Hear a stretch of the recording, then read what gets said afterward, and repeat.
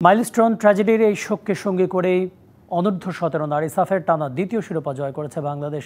Kings অ্যারেনায় শিরোপা নির্ধারণী ম্যাচে নেপালকে 4-0 গোলে হারালো পিটার বাটলারের দল। স্বাগতিকদের হয়ে হ্যাটট্রিক করেন সাগরিকা। আর এই ম্যাচ শুরুর আগে ট্র্যাজেডিতে হতাহতদের প্রতি 1 মিনিট নীরবতা পালন করা হয়। শিরোপা থেকে আর মাত্র এক ধাপ দূরে দাঁড়িয়ে কিন্তু মাঠের লড়াইয়ে নামার আগে ভাসতে হলো শোকের সাগরে। মাইলস্টোন ট্র্যাজেডিতে প্রাণ হারিয়েছে কোমলমতি শিশুরা। তাদের প্রতি সমবেদনা জানাতে শিরোপা নির্ধারণী ম্যাচের আগে নীরবতা পালন করল পুরো কিংস অ্যারেনা।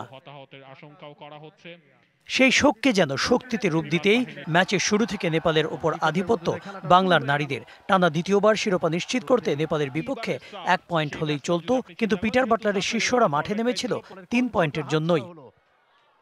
8 মিনিটেই নেপালের গোলরক্ষককে ফাঁকি দিয়ে বাংলাদেশকে এগিয়ে দেন সাগরিকা। 3 ম্যাচের নিষেধাজ্ঞা কাটিয়ে মাঠে ফিরেই যেন জ্বলে উঠলেন এই নাম্বার 10।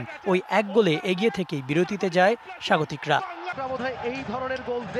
বিরতি থেকে ফিরে আরও 3 গোল সেই সাগরিকার। 52 মিনিটে আরেকবার নিজের ক্ষিপ্রতা দিয়ে বোকা বানালেন প্রতিপক্ষ গোলরক্ষককে। স্কোর লাইন করলেন 2-0। 5 মিনিট পর হ্যাটট্রিক পূরণ করেন সাগরিকা।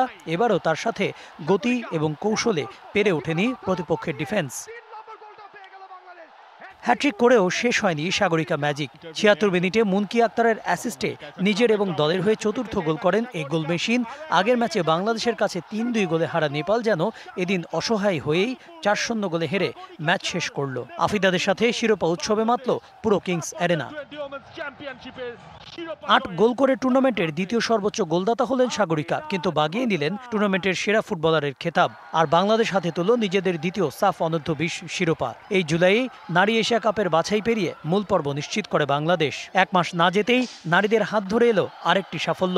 পিটার বাটলারের অধীনে যেন নারীদের অগ্রযাত্রার এ নতুন শুরু। Kanak Mahmud, DBC news, Dhaka.